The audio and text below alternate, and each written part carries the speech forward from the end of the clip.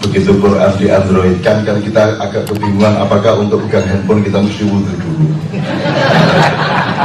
Nah sekarang Horizon itu puisi itu kan tetap estetikanya tidak hanya pada huruf yang tertera, tapi fontnya, kertasnya yang tidak terlalu putih di Horizon itu semua bagian dari estetika puisi dan karya. Nah itu akan kita tinggalkan semuanya, dan saya ingin merayakannya tetap dengan kegembiraan dan optimisme. Karena begini Mas, sebelum saya akan memulai apa yang menjadi kewajiban saya kebetulan membaca salah satu penelitian bahwa ada yang disebut generasi milenial, generasi yang jumlahnya terbanyak dan mendominasi perilaku kebudayaan sekarang ini di Indonesia, yang jumlahnya terbesar.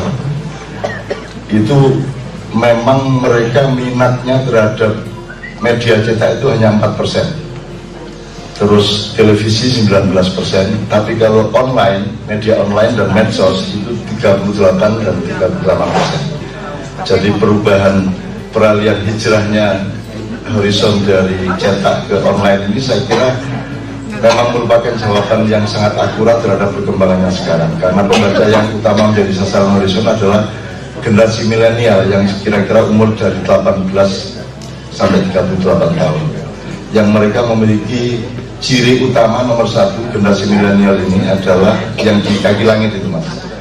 Itu pertama memang mereka IT addict, jadi mereka sangat menjadi pelaku dari online gitu yang kita gaptek gitu Mas. Kemudian mereka juga punya kecenderungan yang sangat kondusif terhadap sastra. Misalnya mereka sangat concern terhadap kesehatan jiwa, sangat concern terhadap kesolehan. Mereka sangat concern terhadap kebebasan berpikir, kebebasan rohaniah dan seterusnya. Jadi memang ini ada generasi yang bukan anak kita. Mungkin mereka anak kita secara sejarah, tapi nilai-nilai yang muncul pada mereka itu seolah-olah ada guru yang lain dari langit. Ya saya tidak tahu. Tapi pokoknya ini ada anak-anak baru yang luar biasa, dan mereka juga aktivis sastra online. Jadi Horizon akan punya partner sangat banyak dengan entah majalah, entah apapun, atau sekedar blog-blog saja, tetapi aktivitas sastra sangat marak. Minimum 15 tahun terakhir ini Mas, dari kalangan generasi milenial itu. Jadi saya kira saya akan merayakannya tetap dengan senang, meskipun tidak bisa sambil seperti dulu ngopi, cingkrang, terus merokok dan baca Horizon. Karena Horizon itu hampir seperti Quran kalau bagi sastrawan dan penulis. Jadi kalau puisi saya masuk Horizon itu tuh agak sama dengan naik haji lah. Udah hebatnya, ada karuan. Dan kita itu nunggu Horizon itu sampai stres lah. Kapan terbitnya itu kita tunggu, kita incer orang yang mengantarkan Horizon itu ke kios-kios itu dan seterusnya. Itu yang pertama. Yang kedua Mas Taufik, saya sudah mempersiapkan 15 halaman orasi ini, tapi saya tidak pernah yakin kepada isinya dan tidak pernah percaya bahwa itu tepat untuk Anda semua. Ada beberapa sebab, tapi saya kemukakan pelan-pelan. Yang pertama saya ingin melaporkan saja, kebetulan saya juga menyebut Brida Kusumba di makalah ini. Kemudian tadi anaknya Mbak Nino juga membawakan di Uzbekistan gitu ya. Aku tiba-tiba teringat Umbu. Nah kebetulan saya nanti sore itu ke Bali, karena kita akan ketemu Umbu, saya akan ketemu Umbu, dan Umbu itu mulai bulan Mei kemarin membaca puisi untuk pertama kalinya setelah sekian puluh tahun lah, 40 tahun lah. Mas Taufik kan belum pernah melihat Umbu baca puisi, karena Umbu adalah puisi, kan lucu kalau puisi baca puisi gitu. Nah dia baca puisi setiap tanggal 27 malam, jadi besok malam dia akan baca puisi di rumah puisi di Denpasar. Kemudian Umbu ini selalu berpuasa selama 40 tahun setiap tanggal 27 Mas. Setiap 20, pokoknya dia sama 27 ini agak mistik lah dia. Pokoknya dia bulan Mei kemarin mulai tanggal 1 sampai tanggal 27 Mei dia berpuasa.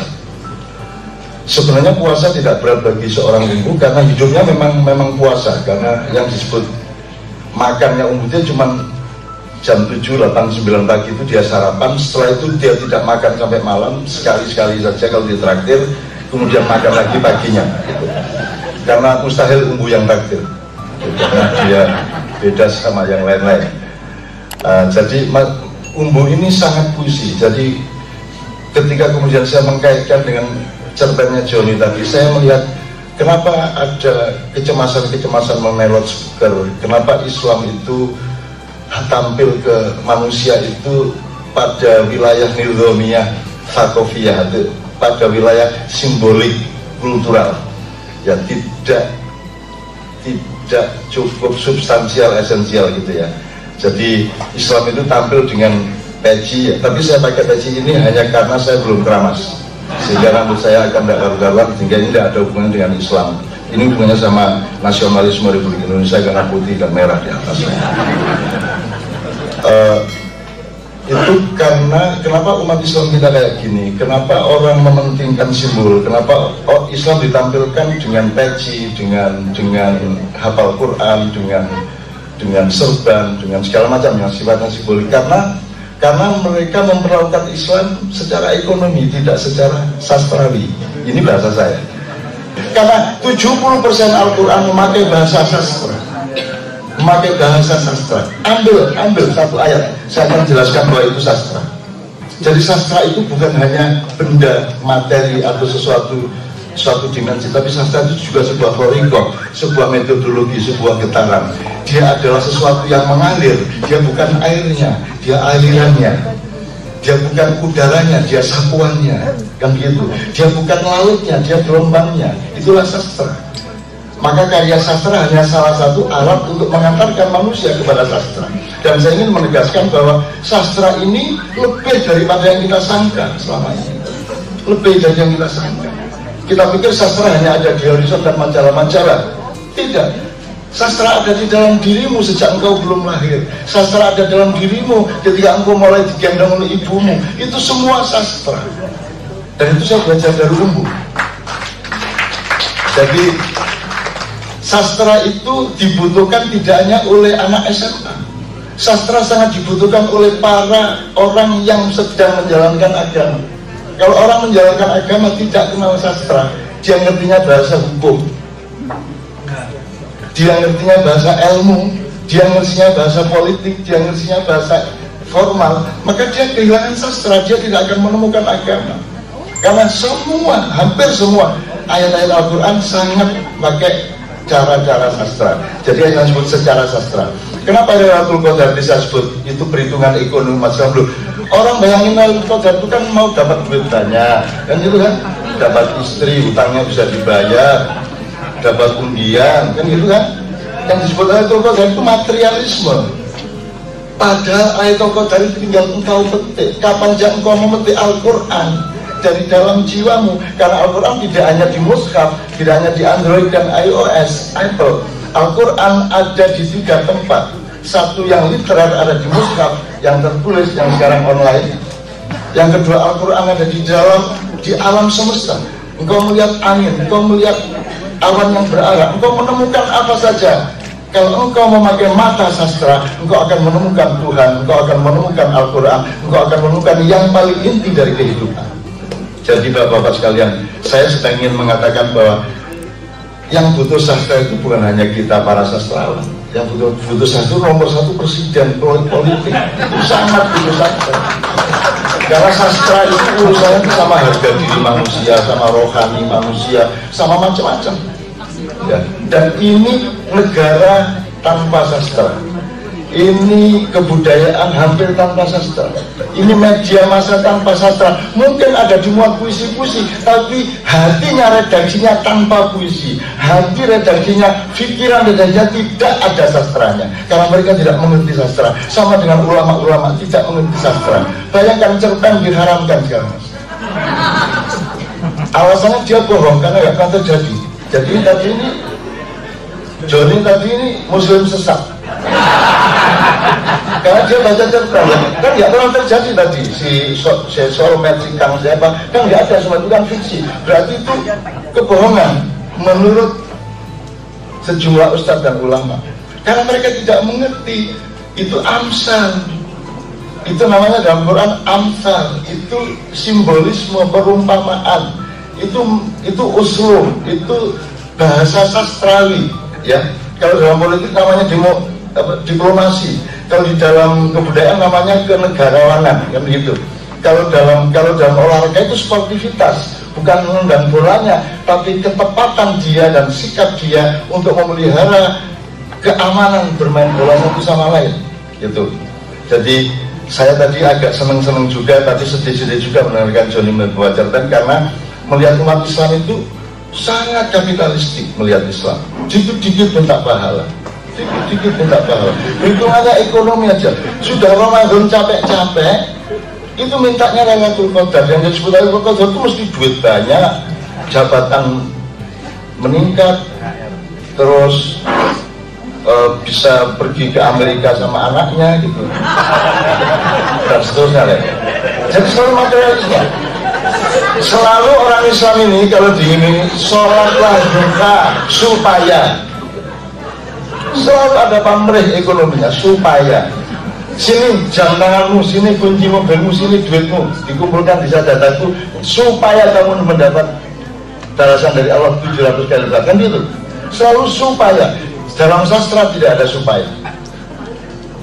Indah ya indah, sholat ya sholat, memberi ya memberi, mencintai ya mencintai. Kita mencintai istri tidak supaya istri mencintai kita. Kita mencintai istri, titik. Kita mencintai istri kapan saja, dunia akhirat mencintai istri, titik. Yang ya, yang aja saya yang sampai garing aku. Boleh saya minta minum ya. Jadi Bapak sekalian, jadi gini, saya ulang sekali lagi sebelum saya menderet ini judulnya.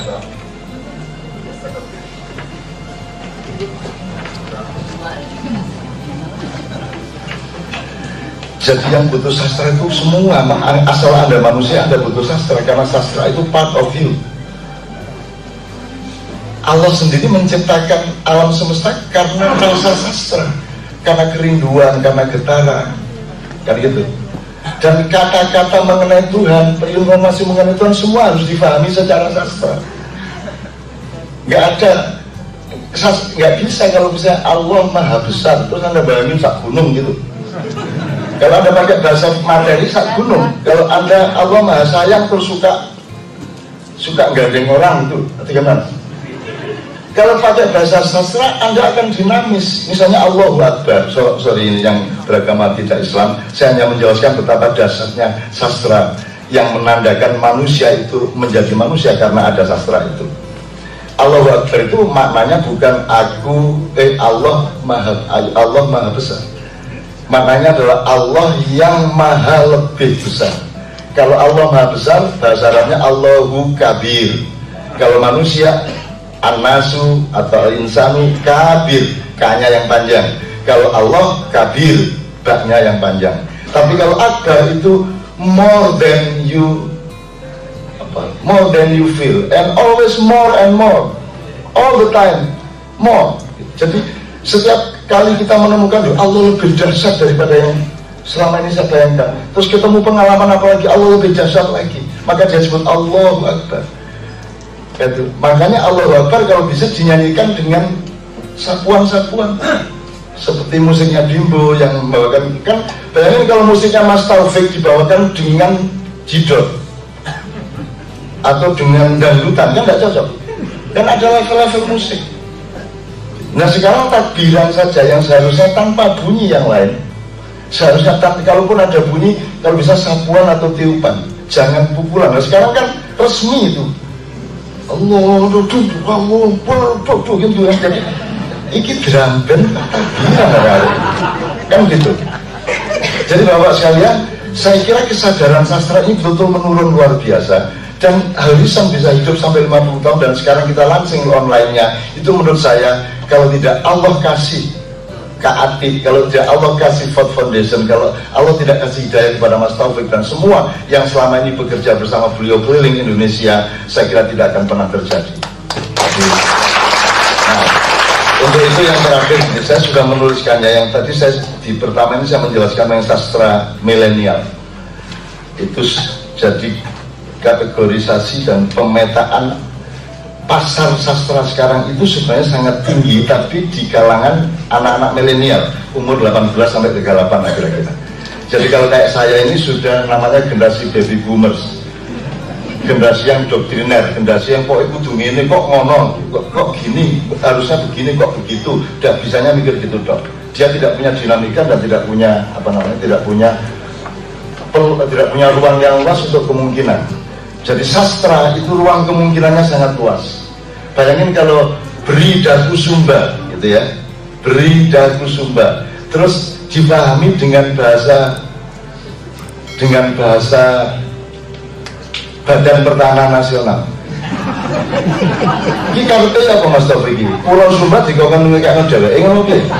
Bagaimana what do you mean by Brida Kusumba? Apa pulaunya disuruh kasih? Oh banyak bagaimana? Terus bagaimana caranya? Penduduk Sumba itu saya di sini sudah sebut. Terus mereka ditransmigrasikan kemana penduduk Sumba kalau pulaunya diminta oleh Mas Taufik? Jadi kalau kita nggak paham bahasa sastra rusak negara ini. Nggak ngerti, jadi presidennya nggak ngerti diplomasi, nggak ngerti ngomong halus, nggak ngerti ngomong yang agak yang pimpong gitu loh, atau biliar gitu loh, nggak lantas kalau ngeguling tuh larinya ke sana, nggak, kan bisa begini kan gitu. Itu namanya sastra. Sastra punya kehalusan yang luar biasa. Ketika Allah mengatakan Rabbana ma khalaqta hadza batila, wahai Tuhan, tidaklah sia-sia semua ini engkau ciptakan. Itu kan yang ngomong bukan Tuhan. Tuhan ngasih contoh kalimat, dan yang ngomong harus kita. Rabbana berarti kita, wahai Tuhan, kita yang ngomong. Nah, itu kalau Anda tidak memakai kepekaan sastra, Anda tidak bisa dong tiba-tiba ngomong Rabbana ma khalaqta hadza batila. Tidak bisa Anda tiba-tiba ngomong Allahu Akbar. Apanya yang Allahu Akbar? Kamu kok tiba-tiba Allahu Akbar? Apanya yang Allahu Akbar? Kan mesti mengalami dulu, meneliti dulu, mendalami dulu, menghayati dulu dan seterusnya, sehingga dia menemukan ya Allah tidak sia-sia engkau ciptakan apa saja, sehingga kita ucapkan Rabbana ma khalaqta hadza batila.